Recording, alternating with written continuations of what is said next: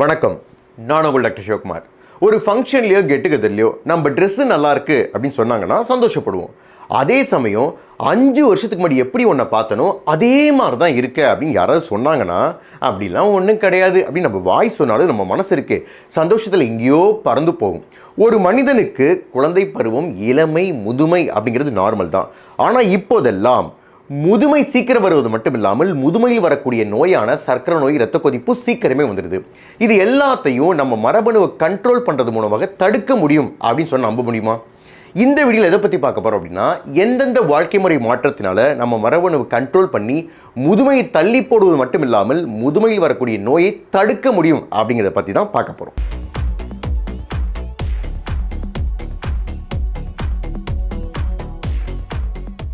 நம்ம உடம்புல ஒவ்வொரு அணு உள்ளேயும் செல்லுள்ளையும் 46 குரோமோசோம் இருக்கும். இந்த 46 குரோமோசோம்ஸும் 23 பேர்ஸாக அரேஞ்ச் ஆகிருக்கும். அது ஏன் 23 பேர்ஸாக அரேஞ்ச் ஆகிருக்கு அப்படின்னா, ஒவ்வொரு பேர்லையும் ஒரு குரோமோசோம் அப்பாட்ட இருந்தும் ஒரு குரோமோசோம் அம்மாட்ட இருந்து வரதுனால தான்.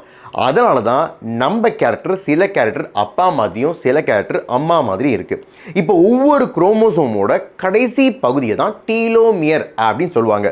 டீலோஸ் அப்படின்னா எண்டு, மீரோஸ் அப்படின்னா பாட்டு, குரோமோசோமோட கடைசி பகுதி அப்படிங்கிறது அர்த்தம். இந்த டீலோமியர் ஏன் எங்கே இருக்குது, அதோடைய வேலை தான் என்ன?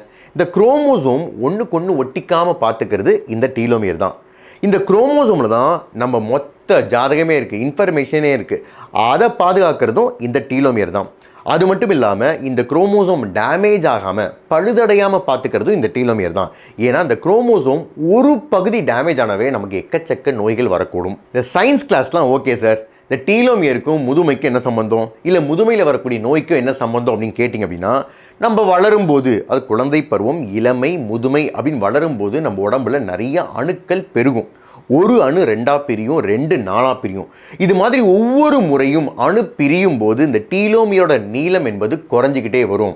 சிம்பிளாக சொல்லணும் அப்படின்னா, இளமை பருவத்தில் இந்த டீலோமியரோட நீளம் என்பது அதிகமாக இருக்கும், முதுமை பருவத்தில் டீலோமியரோட நீளம் என்பது குறைவாக தான் இருக்கும். ஆனால் சில காரணங்களால் இளமை பருவத்திலே இந்த டீலோமியரோட நீளம் என்பது குறைஞ்சிரும், ரொம்ப குறைஞ்சிருது. அது பேர் தான் ஆக்சிலரேட்டட் டீலோமியர் ஷார்ட்டனிங் அப்படின்னு சொல்லுவாங்க. இதனால தான் முதுமையும் சரி, முதுமையில் வரக்கூடிய நோயும் சரி, பல பேருக்கு இளமையிலேயே வந்துடுது. Diabetes, high blood pressure, COPD, arthritis, osteoporosis, Alzheimer disease, Parkinson disease, இது போன்ற நோய்கள் ஆக்சிலரேட்டட் டீலோமியர் ஷார்ட்டிங்கால தான் யங் ஏஜ்லேயே வருது. சரி, இந்த டீலோமியர் நீளம் என்பது வேகமாக குறையிறதுக்கான காரணங்கள் என்ன? Number 1, smoking. புகைப்பிடிக்கிறதுனால நம்ம உடம்புல ஆக்சிடேட்டிவ் ஸ்ட்ரெஸ் அதிகமாக உருவாகும். இந்த ஆக்சிடேட்டிவ் ஸ்ட்ரெஸ் டீலோமியரோட நீளத்தை குறைக்கும். ஒரு நாளைக்கு ஒருவர் எத்தனை சிகரெட் பிடிக்கிறாரோ அது எண்ணிக்கை அதிகமாக அதிகமாக அவருடைய டீலோமியர் நீளம் என்பது வேகமாக குறையும். சப்போஸ் ஸ்மோக்கிங்கை குவிட் பண்ணிட்டாரு, அதாவது புகைப்பிடிக்கிறத நிறுத்திட்டாரு அப்படின்னா இந்த குறைந்த டீலோமியர் நீளம் என்பது மீண்டும் நார்மலுக்கே வந்துடும். ஏஜிங் ப்ராசஸும் நார்மலாக நடக்கும். Number 2, obesity. உடல் பருமனாக இருக்கிறவங்களுக்கு நிறைய கொழுப்பணுக்கள் இருக்கும். நிறைய கொழுப்பணுக்கள் இருக்கிறதுனால அவங்க உடம்புல அடிப்போசைட்டோகைன் அப்படிங்கிற ஹார்மோன் அளவு இம்பேலன்ஸாக தான் இருக்கும். இந்த இம்பேலன்ஸ் அதிகமாக ஃப்ரீ ரேடிக்கல்ஸை உருவாகும். அதனால டீலோமியரோட நீளம் அளவு குறையும். ஒரு ரிசர்ச் பண்ணியிருக்காங்க, அதாவது ஒரே ஏஜ் குரூப்பில் உள்ள ஒல்லியாக இருக்கிறவங்க, குண்டாக இருக்கிறவங்க, இந்த 2 குரூப்பையும் எடுத்து அவங்களுடைய டீலோமியரோட நீளத்தை கால்குலேட் பண்ணியிருக்காங்க. அதில் குண்டாக இருக்கிறவங்களோட டீலோமியர் நீளம் என்பது குறைவாக தான் இருக்குது. அதுவும் 9 வருஷத்துக்கு அப்புறம் குறைய வேண்டிய லெங்க்த்து இப்போவே குறைஞ்சிருக்கு அப்படிங்கிறத கண்டுபிடிச்சிருக்காங்க. இங்கேயும் குண்டாக இருக்கிறவங்க அவங்க உடல் பருமனை குறைச்சி நார்மலுக்கு வந்துட்டாங்க அப்படின்னா அவங்களுடைய டீலோமியர் நீளமும் நார்மலுக்கே வந்துடும். Number 3, exposure to harmful agents. Pollution தாங்க. 2009 ஜேர்னல் ஆஃப் என்விரான்மெண்டல் ஹெல்த் அப்படிங்கிறதுல ஒரு ரிசர்ச் வெளியிட்டிருக்காங்க. அதை பொறுத்து என்ன அப்படின்னா 2 குரூப் எடுத்திருக்காங்க. ஒரு குரூப்பு ஆஃபீஸ் கோயர்ஸ், இன்னொரு குரூப்பு டிராஃபிக் போலீஸ். இந்த டிராஃபிக் போலீஸாக வேலை செய்கிறவங்களுக்கு டொலுவின் பென்சினுக்கு அதிகமாக எக்ஸ்போஸ் ஆகிறதுனால அவங்களுடைய டீலோமியர் நீளம் என்பது குறைவாக தான் இருக்குது அப்படின்னு. ஏர் பொல்யூஷன் மட்டும் கிடையாதுங்க, water pollution, chemical contamination, radiation இருந்தது அப்படின்னா கண்டிப்பாக டீலோமியர் நீளம் என்பது குறையும். Number 4, diet. Anti accident, fibres, omega 3 fatty acid நிறைந்த உணவுகளை எடுத்துகிட்டு வந்தோம் அப்படின்னா இந்த டீலோமியர் நீளமும் அதிகமாகும். இன்டர்நேஷ்னல் ஜேர்னல் ஆஃப் கேன்சரில் பப்ளிஷ் பண்ண ஆர்டிக்கல் படி vitamin C, vitamin E, beta keratin போன்ற ஆன்டிஆக்சிடென்ட் நிறைந்த உணவுகளை எடுத்துகிட்டு வந்த பெண்களுக்கு இந்த டீலோமியர் நீளம் அதிகமாக இருக்கிறது மட்டும் இல்லாமல் பிரெஸ்ட் கேன்சர் வருவதற்கான வாய்ப்புகளும் ரொம்ப கம்மி அப்படின்னு சொல்லியிருக்காங்க. இதோட ரொம்ப முக்கியம் என்ன தெரியுமா? ஒருவர் அளவோடு உணவை எடுத்துகிட்டு வந்தார் அப்படின்னா டீலோமியர் நீளம் அதிகமாக இருக்கிறது மட்டும் இல்லாமல் அவர் உடல் ரீதியாகவும் இளமையாக தான் இருப்பார். Number 5, exercise. நம்ம எல்லாருடைய உடம்புலையும் P53 அப்படின்னு ஒரு ஜீன் இருக்குங்க. ரொம்ப இன்ட்ரெஸ்டிங்கான ஜீன். இந்த ஜீனோட வேலை என்ன தெரியுமா?